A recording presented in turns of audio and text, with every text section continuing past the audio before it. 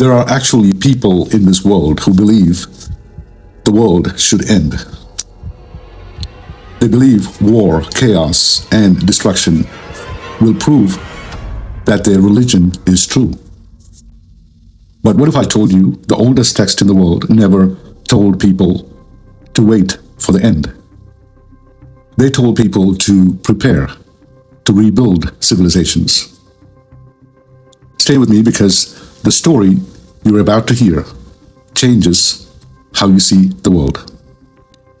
Namaste. I want to talk about something today that, I don't know, it's like a little uncomfortable to talk about, but I think it's important. Over the years, especially traveling, meeting different people, talking to people from different religions, different countries, I started noticing something that honestly disturbed me a little bit. There are actually groups of people in this world who believe that the end of the world is a good thing. I'm not talking metaphorically or symbolically. They literally believe the world should end. They believe there should be war, chaos, destruction. Because in their belief system, they think that if the world collapses, if there's a great war, if everything falls apart, then their Messiah will come. And it will prove that their religion was the correct one all along.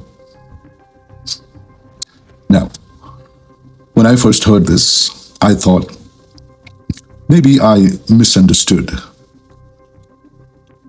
Maybe this is just a symbolic thing. Maybe this is metaphorical. But no. Some people genuinely believe this. And when a human being starts believing that destruction is holy, that war is holy, that killing is holy, that chaos is holy, that is a very dangerous place for the human mind to go. Because then you can justify anything. And that's not spirituality. That's not wisdom. That is ignorance. That is just cult thinking. That is very dangerous thinking. But here's something that most people don't realize. And this is where it gets very interesting. Many of the apocalypse stories, the flood, the chosen survivor, the end of the world, the one who comes to restore order, these stories are actually very, very ancient. Much older than most modern religion. These stories already exist thousands of years ago in the Vedic texts. Stories like the Great Flood, stories like the Avatar who comes when the world loses Dharma, stories like the first man and woman. These ideas are very ancient. And the meaning was very different. Very different. The Vedic stories were never trying to encourage destruction. They were trying to prevent destruction. They were trying to teach human beings how not to destroy civilization. And that's the very big difference. So, let me tell you a very old story from the Vedic text. And then you can decide for yourself how many times you've heard the story before, but in different forms. In the Vedic text, especially in texts like Shatapatha Brahmana, and later in the Puranas, the Vedic history, there is a story about someone called Manu. But the first thing most people don't know or don't realize is this: Manu is not just one man. Manu is a title. Manu is a role that someone plays. Manu is a name given to the one or the group of people who survive a great destruction and rebuild civilization again. In Vedic cosmology, time is not linear, like we think, past, present, future. Time is cyclical. Civilizations rise and fall, and rise again and fall again. And each great cycle of humanity has its own Manu. The Manu of our current age is called Vaivastavasta Manu. And each cycle, which is called a Manvantra, has one Manu. New humanity, new civilization, new laws, new knowledge systems. So Manu is not just a survivor. Manu is a civilization builder. Manu is a law giver. Manu is a teacher, the founder of a new human age. And this story in the Vedas takes the form of Adam and Eve. But the main intention here with Adam and Eve is to introduce the concept of sin. Now let me tell you the flood story from the Vedas. One day, Manu finds a small fish in a shallow river. And the fish asks Manu for protection. So Manu protects the fish. He puts the fish in a jar, in a small jar. But the fish keeps growing and growing and growing. So Manu moves the fish to a small pond. But the fish keeps growing. He moves the fish to a river. And the fish keeps growing. And finally, he moves the fish to the ocean. And then the fish reveals that it is not a fish.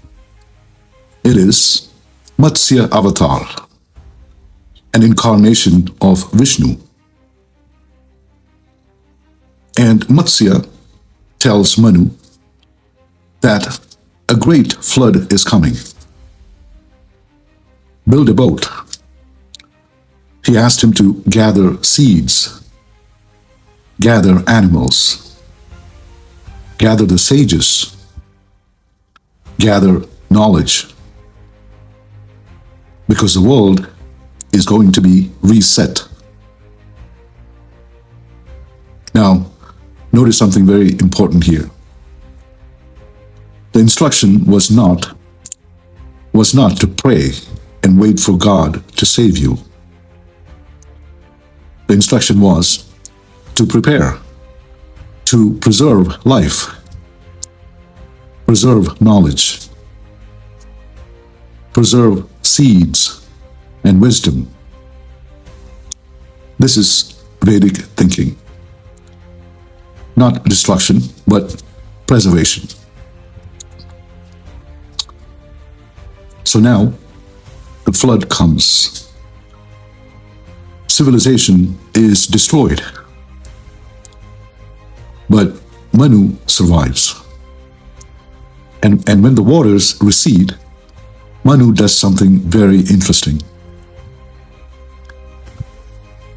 He does not become a king. He does not build an empire. He does not start a new religion. Instead, he writes laws for humanity. He establishes Dharma. And this set of teaching becomes known as Manusmriti, a small portion of the Puranas and Vedas. Now, many people misunderstand this text today. But originally, what was it? It was actually a civilizational manual, a guide for how to build a society that does not destroy itself again. It talks about duties for leaders, duties for citizens. It talks about justice, education, talks about environment, talks about family structure, social responsibilities, ethics and law. It talks about punishment for corruption, protection for women.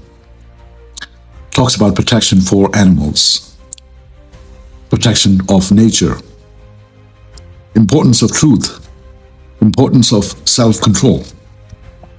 Manusmriti. Why? Because Manu understood something very important. He understood that civilizations are not destroyed by floods. Flood is just the final step. Civilizations are destroyed by adharma. When greed increases, when corruption increases, when leaders become selfish,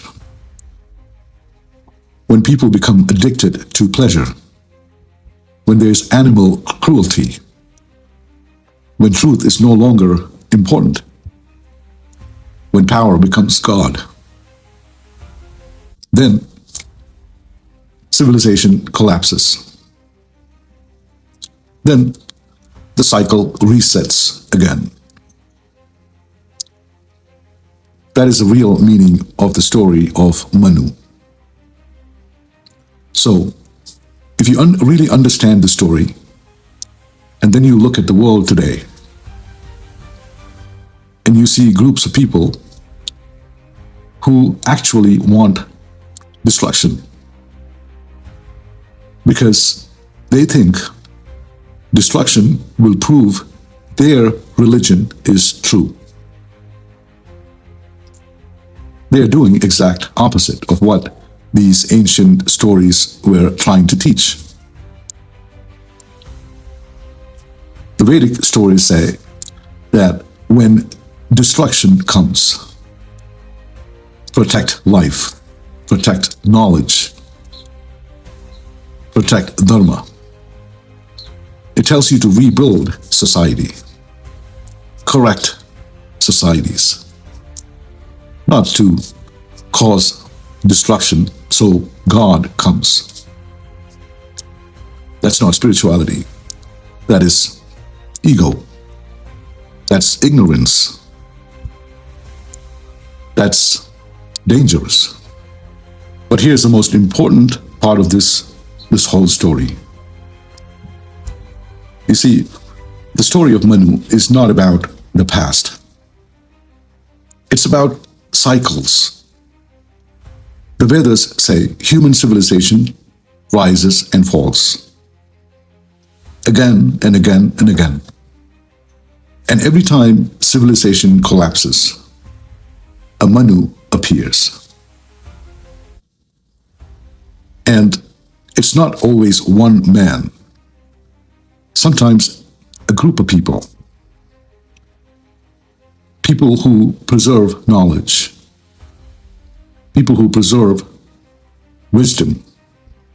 People who preserve seeds. Preserve science. Preserve spirituality. Preserve culture. And those people become the foundation of the next civilization. So the real question is not, is the world going to end? The real question is, if civilization collapses, who will rebuild it? Who will carry knowledge forward? Who will carry Dharma forward? Who will carry wisdom forward? Carry truth forward? You see, the Vedas are not trying to scare you with apocalypse. They are trying to prepare you for responsibility. So the story of Manu is not a story about fear. It's a story about responsibility. Now, and it asks one question. Are you living like a consumer, or are you living like a civilization builder?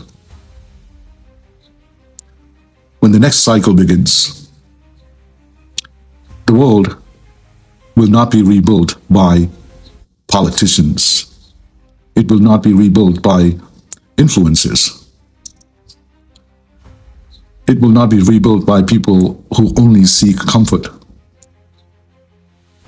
It will be rebuilt by people who understand Dharma. It will be rebuilt by people who understand responsibility. People who understand knowledge. Understand discipline. People who understand truth. And those people are called Manu. The story of Manu is not about one man in the past. The story of Manu is about the future. Maybe the story of Manu is about the kind of human being that you are becoming. Because in every age, when the world changes, when systems collapse, when chaos begins, history asks one question: who will become Manu? Namaste.